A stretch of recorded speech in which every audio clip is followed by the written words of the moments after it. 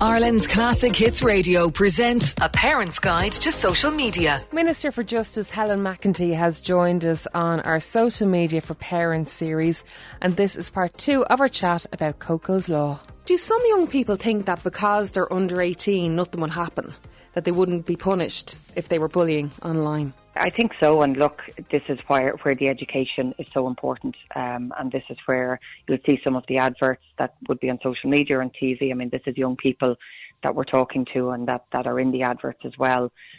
So it is about highlighting that this is a crime, irrespective of who you are and whether you intended to cause harm or not. And again, I do think, particularly with younger people, they think, well, I didn't mean any harm and it's just a bit of fun, or I was just messing with the girls or with the lads. But the impact that this can have on a young person's life is absolutely immense. And to go back to Nicole, I mean, the impact that this had and subsequently on her family. I mean, her family are absolutely devastated by what has happened, and you don't want to see another family in that situation again. No, you'd never get over that if that happened to your child.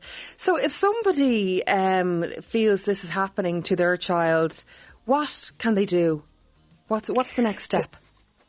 So what they can do is either go directly to the Gardaí or report it to Hotline. So we work very closely with Hotline, which is where Hotline is a representative umbrella group working with the various different platforms.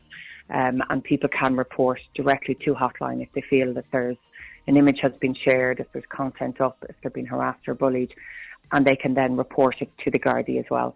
So if you take the figures even from last year alone, we had just under 500 successful engagements with the Gardaí. You had nearly 100%, about 95% of the images were taken down, and the remaining 5%, they're in the process. Sometimes it can be more difficult if you have platforms that are outside of the country, if it's more difficult to identify where they are. And then after that, we've had just under 350 prosecutions.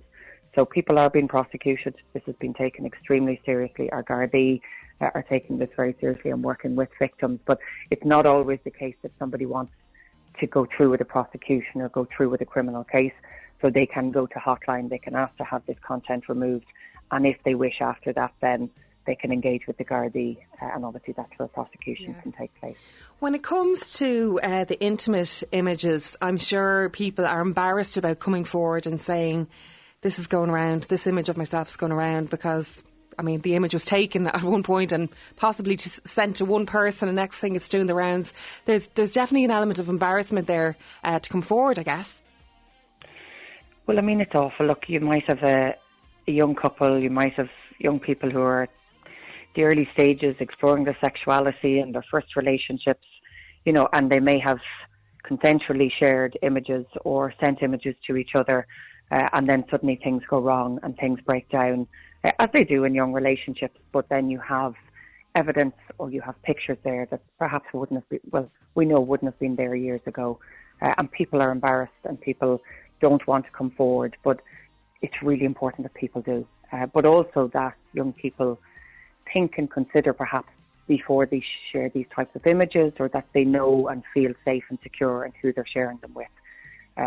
It's not about shaming anybody, it's just making sure that we can educate young people about the best way to use technology, and that's, internet safety overall. So when I enacted this legislation, I signed the commencement order on Internet Safety Day, because this is about a much broader piece about young people being safe online, themselves understanding the challenges and the dangers of being online, and that there are people who are there who are not there for their safety, and that there are often people online as well who are there simply as predators, or who are there simply to try and extract these types of images from young people as well. So it's not always just, people who know each other. It can be bad actors as well, who are hiding behind screens and who are actively trying to pursue this type of pathway with young people as well. So there's and I know that's what's terrifying for young people. I'm a mum of 2 young boys, and the thoughts of this as they get older really terrify me. But it's why we need to have these conversations with our children. We need to make sure if we're giving them phones and allowing them on social media, that we have a way to monitor. There are fantastic new apps now and ways in which you can see who your children are communicating with and how they're communicating, while at the same time, obviously, as they get older, allowing them to have that privacy. But I just think we all need to have our eyes open to the fact that social media is wonderful. It's a fantastic way to communicate, but there are significant challenges as well that we just need to be aware of, and we need to educate our young people about as well. Minister for Justice Helen McEntee in our chat about Coco's Law. That was part 2 of our interview. This is a parent's guide to social media. You can catch up on all the episodes, which are available as a podcast. Just search Ireland's Classic Hits Parent's Guide. This has been a Sound and Vision initiative funded by Comashún na Meán with the television licence fee.